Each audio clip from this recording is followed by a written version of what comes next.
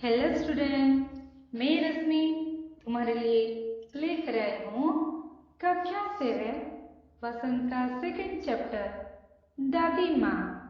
इस कहानी का लेखक शिव प्रसाद सिंह।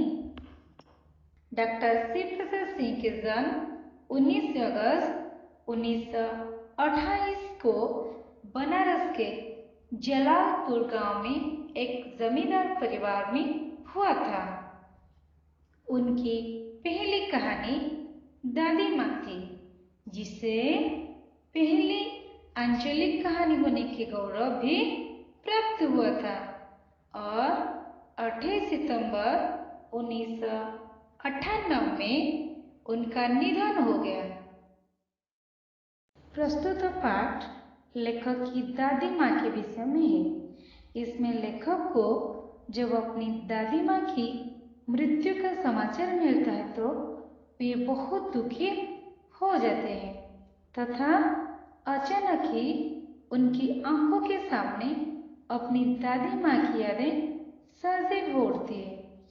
वे याद करते हैं कि किस तरह उनके दूसरे जल में स्नान करने पर बीमार हो जाने पर उनकी दादी ने उनकी खूब सेवा किए थे। लेखक बड़े हो चुके थे, उन्होंने अब तक बहुत तरह के सुख दुख देखे थे, परंतु जरा सी कठिनाई पड़ते ही मन अनमना हो जाता था। मित्र उसके आगे तो उसके साथ होने का दिखावा करते थे। उनका मित्र क्या करते थे? उनके साथ होने का दिखावट कर रहे थे, परंतु पीठ पीछे उनको कमजोर कहकर मजाक उड़ाते थे। ऐसे समय में लेखक को अपनी दादी माँ की बहुत याद आती थी। लेखक की दादी माँ ममता, स्नेह, दया की मूर्ति थी। अचानक ही लेखक की आंखों के सामने गांव का दृश्य साकार हो उठा। आश्विन के दिन और गांव के चारों ओर पानी ही पानी हिलने लगा। लेखक को बरसात के दिनों में गंदे भरे जल में कूदना अच्छा लगता था, जिससे एक बार उसे बुखार आ गया था। उस समय उसे बीमार पड़ना भी अच्छा लगता था। बीमारी में उसे दिन भर नींबू और साबुन मिलता था। बच्चों, हम भी चाहते थे बचपन में क्या हमें भी बुखार हो जाए, हम स्कूल ट्यूशन बंद कर देंगे और घर पर अच्छे खासे खाने के लिए भी मिलेगा। उसी तरह लेखक को भी बचपन में बुखार होना बहुत अच्छा लगता था। बुखार होने से घर में लेखक को दिन भर क्या मिल रहा था? नींबू और साबुन मिलता था, परंतु इस बार जो लेखक को बुखार हुआ था उतरने का नाम ही नहीं ले रहा था। वे उसकी दादी उसके माथे पर कोई अदृश्य शक्तिधारी चबूतरे की मिट्टी लगाती थी। वह उसकी पूरी तरह से देखभाल करते थे। दादी माँ को गांव में मिलने वाली 50 किस्म की दवाइयों का नाम याद थी।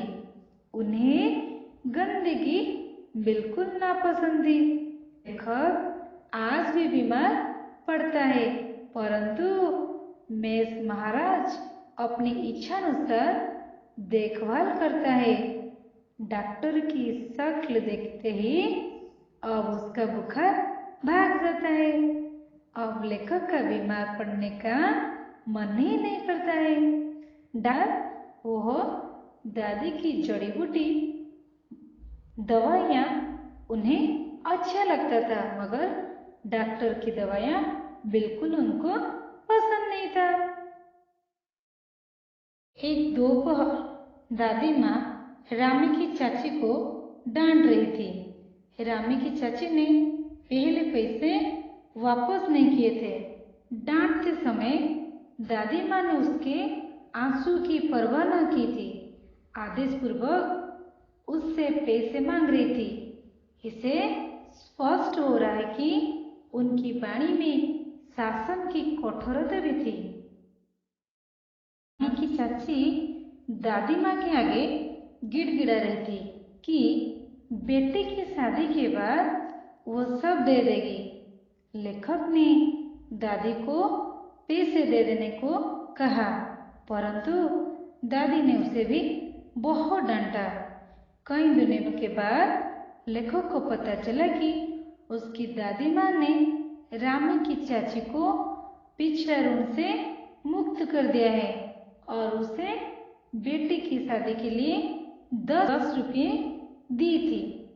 अर्थात दादी माँ में परोपकार की भावना कूट कूट कर भरी थी। उनका मन किसी के दुख को देखकर मोम की तरह पिघल जाती थी। लेखक को एक दिन रामू की चाची धनो मिल गई, जो दादी को कोसने की बजाय उसके लिए मंगल कामनाएं कर रही थी।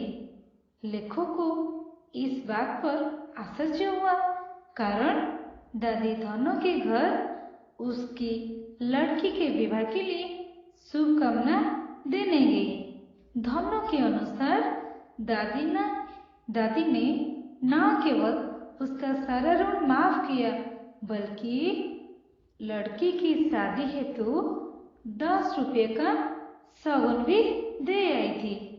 इसे स्पष्ट होता है कि दादी परोपकारी होने के साथ साथ ऊपर से कठोर लेकिन भीतर से अत्यंत कोमल स्वभाव की थी।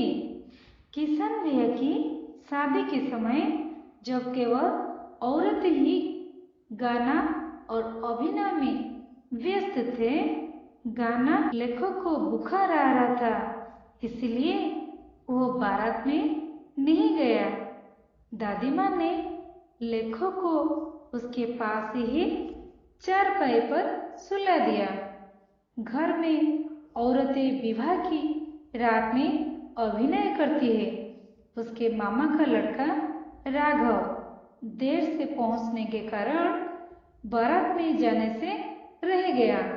औरत ने एतराज किया कि इस समय यहाँ लड़के का काम नहीं है। दादी माँ ने कहा कि छोटे लड़के और ब्रह्मा में कोई अंतर नहीं होता। लेखक बीमारी के कारण, वो भाई विलम्ब के कारण बारात में नहीं जा सके तो दादी ने दोनों को चुपके से चादर उड़ाकर सुला दिया। परंतु भेद खुलने पर दादी ने उनकी रक्षा की। वो औरत को डांट दिया।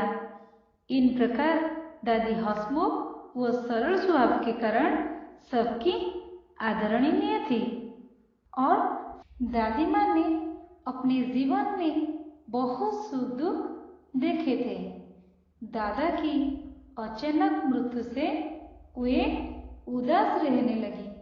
उनकी मृत्यु पर पिताजी और दादी माँ को उनका शुभ चिंतक बताने वालों की कमी नहीं थी। इन्हीं शुभ चिंतकों के कारण घर की स्थिति बिगड़ गई थी। दादी माँ के मना करने पर दादाजी के श्राद्ध पर पिताजी ने बहुत खर्च किया। घर का उधार बहुत बढ़ गया। लेखक बीमारी के कारण, वो भाई विलम्ब के कारण बारात में नहीं जा सके तो दादी ने दोनों को चुपके से चादर उड़ाकर सुला दिया। परंतु भेद खुलने पर दादी ने उनकी रक्षा की। वो औरत को डांट दिया। इन प्रकार दादी हंसमुख व सरल स्वभाव के कारण सबकी आदरणीय थी और सबकी प्रिय पात्र थी। वह सबकी आदरणीय थी। आदरणीय, सबकी आदरणीय थी। आदरणीय आदरणीय थी। दादी माँ ने अपने जीवन में बहुत सुख दुख देखे थे। दादा की अचानक मृत्यु से वे उदास रहने लगी थी। उनकी मृत्यु पर पिताजी और दादी माँ को उनका शुभचिंतक बताने वालों की कमी नहीं थी। दादी माँ ने अपने जीवन में बहुत सुख दुख देखे थे। दादा की अचानक मृत्यु से वे उदास रहने लगी। उनकी मृत्यु पर पिताजी और दादी माँ को उनका शुभचिंतक बताने वालों की कमी नहीं थी। इन्हीं शुभचिंतकों के कारण घर की स्थिति बिगड़ गई थी। दादी माँ के मना करने पर दादाजी के श्राद्ध पर पिताजी ने बहुत खर्च किया। घर का उधार बहुत बढ़ गया। मृत्यु के बाद एक दिन जब दादी ने पुत्र और पोते को घर की गरीबी पर चिंतातुर देखा तो वह तुरंत अपने संदूक से सोने का कंगन निकालकर ले आई। यह कंगन उसके पति की अंतिम निशानी थी। उसने कहा यह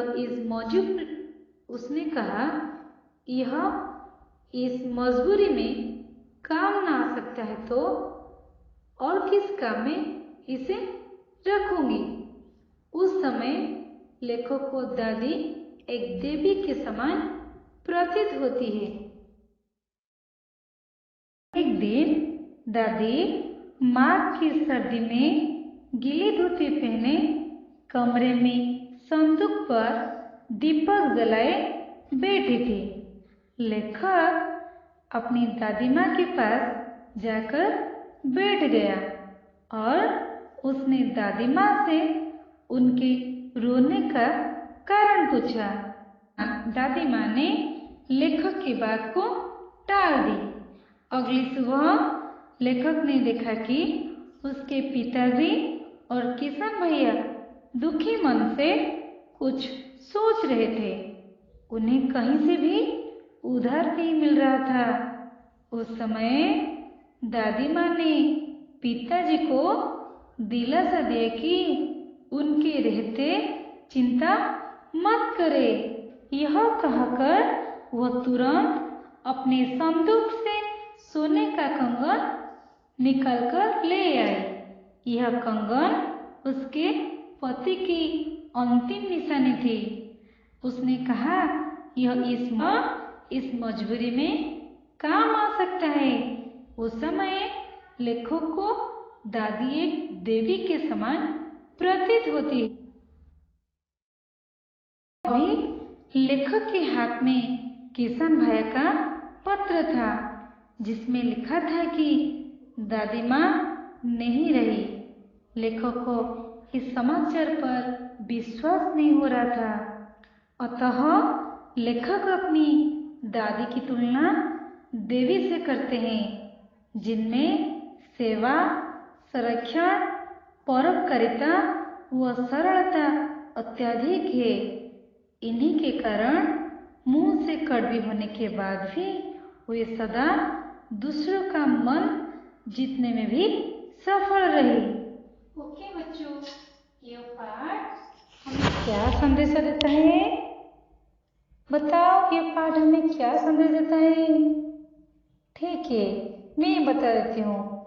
दादी माँ हमें यह संदेश देती है कि बड़ों की सीख सदा महत्वपूर्ण होती है।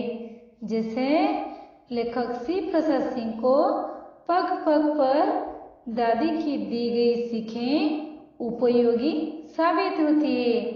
गांव के बीमार लोगों की देखभाल करना, दादी का धनों का ऋण माफ करना, बेटे और पोते को मुश्किल में देखकर अपना कंकड़ निकाल कर देना आदि सीख देती है कि हमें मुश्किल समय में दूसरों का सहारा बनना चाहिए। ओके स्टूडेंट, यह कहानी दादी माँ तुम सरे को कैसा लगा मुझे जरूर कमेंट के माध्यम से बताना। Thank you.